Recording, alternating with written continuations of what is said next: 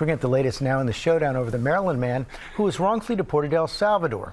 Maryland Senator Chris Van Hollen traveled to El Salvador to meet with Kilmar Abrego Garcia as he presses for the prisoner's release and an appeals court weighs in. Chief White House correspondent Mary Bruce has the story. Good morning, Mary.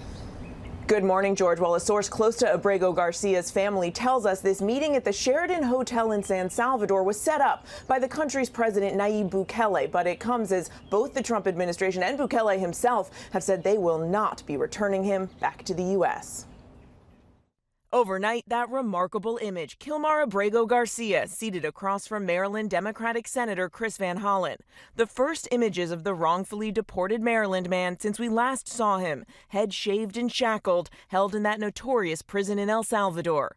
Van Hollen traveling to El Salvador this week, demanding to meet with Abrego Garcia, as the Trump administration argues they have no intention of bringing him home. I asked that, in the interests of mercy, at least allow his wife or his mother or his lawyer to contact him in prison to check on his well-being.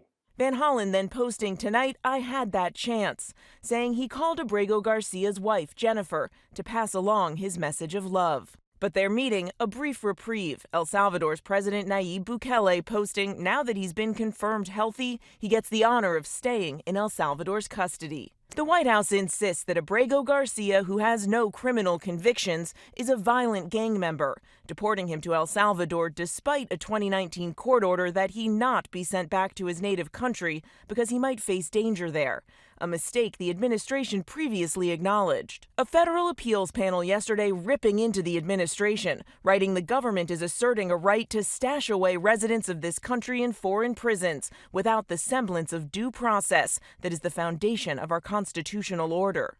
In a unanimous ruling, the Supreme Court ordered the administration to facilitate Abrego Garcia's release. But the president, who is paying El Salvador $6 million to keep him and others, says it's up to that country to send him back. Pressed on whether he'll take action to force Abrego Garcia's return, the president punting. I'm going to respond by saying you'll have to speak to the lawyers, the DOJ. I've heard many things about him, and we'll have to find out what the truth is. The judge is saying that whether or not Abrego Garcia is a gang member is not the issue at hand. The government asserts that he is a terrorist and a member of MS-13, they write. Perhaps, but perhaps not. Regardless, he is still entitled to due process.